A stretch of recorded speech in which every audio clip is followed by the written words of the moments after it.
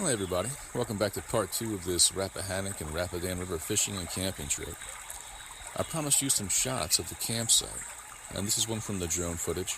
It's going to zoom out so you can actually take in the river aspect, and here it is. On the right you have the Rappahannock, on the left you have the Rapidan, and this is where they meet. And it makes for some phenomenal fishing, absolutely phenomenal.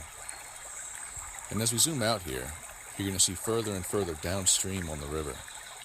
And thanks much to the guy at the campsite who had this drone footage that he shared with all of us, because it's not my drone. He flew up very high to get these shots. And you go downstream far enough, you hit Fredericksburg, which the Rappahannock at that point, when these two rivers merge, they call it the Rappahannock further downstream. And once you get down towards Fredericksburg, that's like a party site, man. Look at this. That's right at the edge of the campsite. Absolutely gorgeous. This water, this place. This is ambient noise from the surrounding area. Oh, God, do I love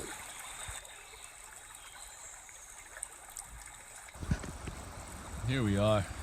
Here's a shot with the phone camera. This is the Rappahannock I'm on today. Yesterday I was in the Rapidan, did very well. Caught somewhere in the neighborhood of probably about, 50 smallmouth. Majority of them are pretty small, but I got several that were 14, 15, 16 inches and one 17. Lost a couple bigger than that, but still a good time, man. But yeah, that's just a little slice of my heaven right here. Look at it. It's so beautiful. So freaking beautiful here. Gorgeous. Gorgeous, gorgeous water. Yeah, I likely don't have to tell any fishermen this, but just in case, I absolutely recommend a good pair of polarized glasses.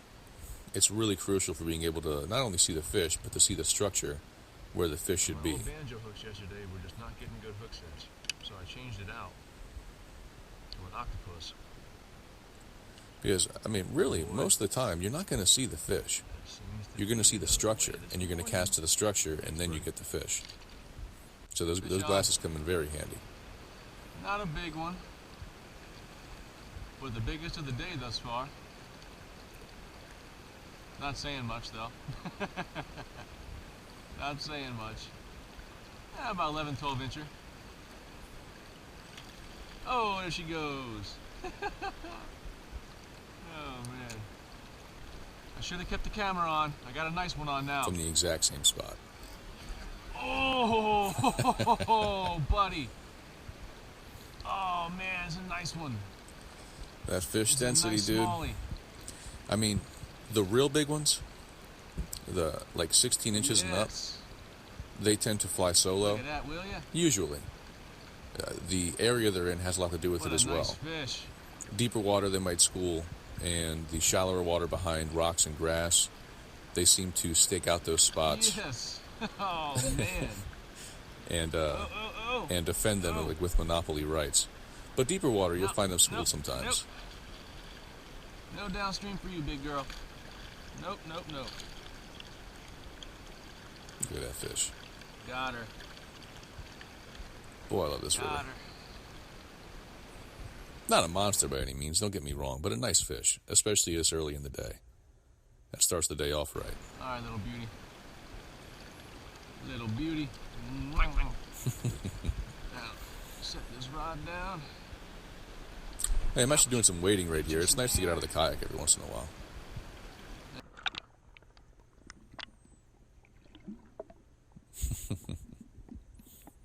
There's minnows. You can see that forage base swimming. Another fish on. From the exact same hole. But another smallie. I have not moved.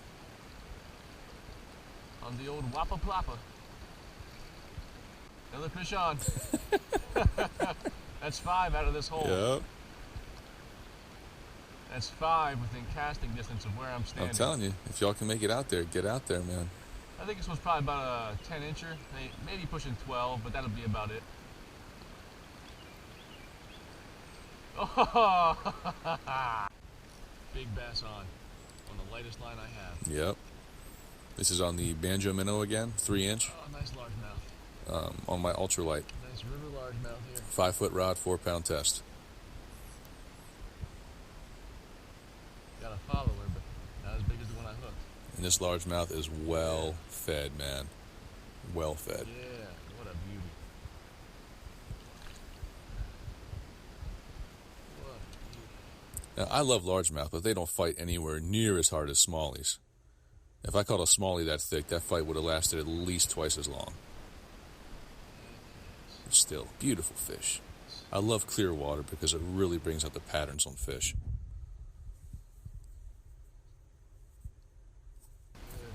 But actually, on that note, I'm in the Rappahannock today. The Rappahannock is usually clearer than the Rapidan, but it's not this time around. It's slightly stained. Now, people might see that, like, man, you got 4 or 5 feet of visibility. I'm like, yeah, that's true, but usually you got about 7 or 8 in this river. It's a good one. And the Rappahannock as well is usually about 5 to 10 degrees cooler than the Rapidan. Now, in the height of summer, in a hot summer, that's a good thing. In a cool summer, it slows them down a little bit. Yeah, this is my first time using drop shots because the bite was actually pretty slow for bass. So I started going to the drop shot, and the freaking catfish destroyed me, man. I'm using on this rod, I think this is the 7-pound line. Yeah, this is a 7-pound sun line, and I have about a 7-inch bit of space between the hook on this drop shot and the split shot. I'm talking to some friends right here, and I'm using a 3-inch gulp minnow. How far up did Joe go? Yep. Yeah, I saw him earlier, man. You know what else I saw, bro? Snakehead. Yeah, I had no idea there was snakehead in the Rappahannock. Right where I'm sitting, I saw him here I had earlier. no idea. Right now, I'm throwing a drop shot gulp minnow. It's been killing the catfish, you know, bass and, oh. There's a catfish right here. This river is full of cats. If you want to keep them for shore lunch, there is no shortage, man. No shortage at all. About 8 inches. Yeah, about 8 inches between the hook and the weight at the bottom on the drop shot. I didn't have much luck with it until I started drop shotting, man. Yeah, and I mean, the cats have been keeping me busy since then, bro.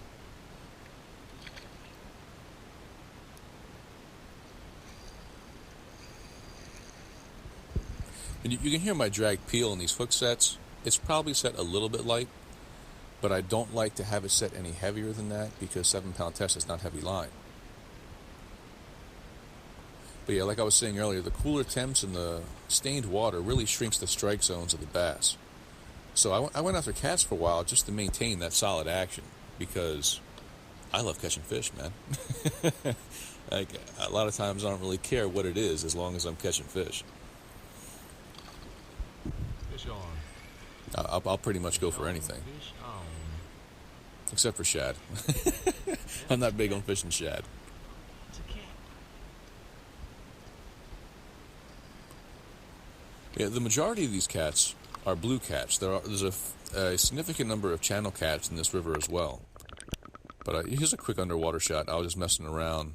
I wanted to know what was under my kayak when I was sitting on the structure. And I managed to find this little guy. Let's see, a little largie. I'll put a still on him in a second. There he is. Enjoying the shade of my kayak. I know where you are. Little bluegill in the distance. But yeah, that was actually the river I wanted to dive in, was the Rappahannock, because it's usually deeper and clearer with larger schools in terms of being close to the campsite. But water being stained, lost my adapter mount on my selfie stick. The diving wasn't happening this time around. Maybe next time. Now, you'll see with these catfish, a lot of them are pretty tore up around the mouth and head. And it's leeches. It's these small species of leeches. I don't know what the actual species is. All I can tell you is that they're small. I only see them on the catfish. Yep. Here's a clear blue cat right here. I'll probably let her go. But yeah, I try to go ahead and, as best I can, do parasite removal on any fish I catch. Catfish.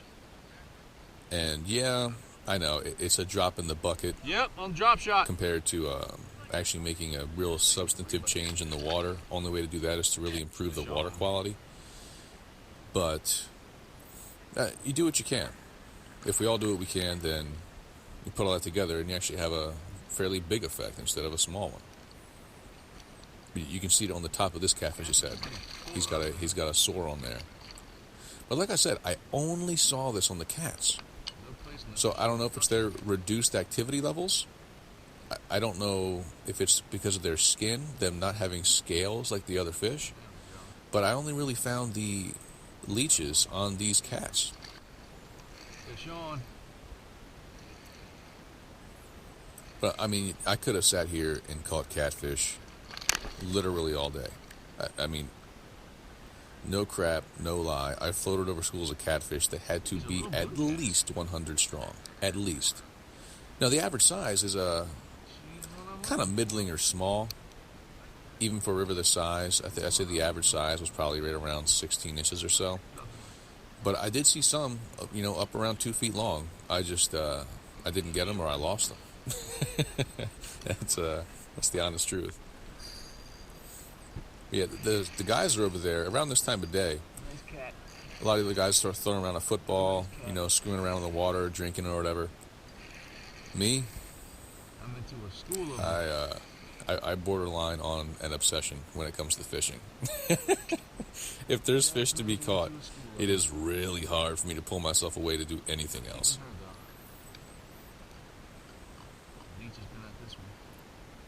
Yep. A little more parasite removal on this puppy. Oh, wow. But I also caught some rock bass in here, and like I said earlier, I saw a snakehead. That snakehead was probably on the order of about 20 inches long. Not a monster snakehead, but a nice-sized fish. And I'm pretty sure I saw her eat about an 8-inch smallmouth, which really kind of bummed me out. Like, if the snakehead want to go around eating sunfish or the other kind of stuff like that, I don't care, but damn it, you leave my smallmouth alone. Here's a nicer cat that I lost. This one was up around 22 inches or so. Nice sized channel. And I had stalked her for a while. Like, I saw her, and then I just kind of followed her, made a mental note of where I saw her, came back later, hooked up, but I ended up losing her. Sad times. Because I did plan on doing a shore lunch at one point. And there she goes. I did plan on doing a shore lunch at one point. You'll see my stringer later. But, funny enough, there's a little bass right here. I ended up letting him go right at the campsite because I didn't want to kill him.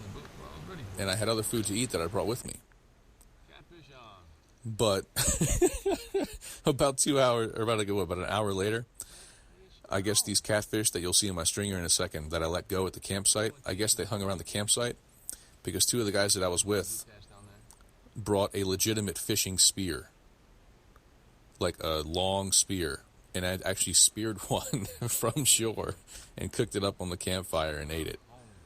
And they got it at nighttime too. It was actually it's kind of cool, man. It's kind of impressive. But yeah, they got one of these three right here with that spear fishing from shore later on. But what's coming up in a minute here are going to be the pictures of the smallmouth that I didn't catch on the GoPro that were actually the biggest smallmouth of the trip. And I know, I'm sorry.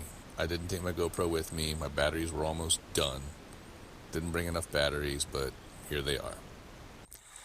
This was about a 22-incher, and she fought like a beast. Oh, she was huge. 3-4 pound fish. I caught like 3 or 4 more this size in the same evening. Because I went out wading, not in my kayak, I went out wading in the evening and got all these fish right around the campsite in that pocket water I was telling you about earlier. I'm telling you, the river is phenomenal, man. So gorgeous, picturesque, quiet except for the sounds of nature. But that's it for the second part of this series, for this camping trip for the Rappahannock and Rapidan. In the next one, I'll show you a few more 20-inch smallies, as well as the map for how to do this yourself. All right? Y'all have a good one.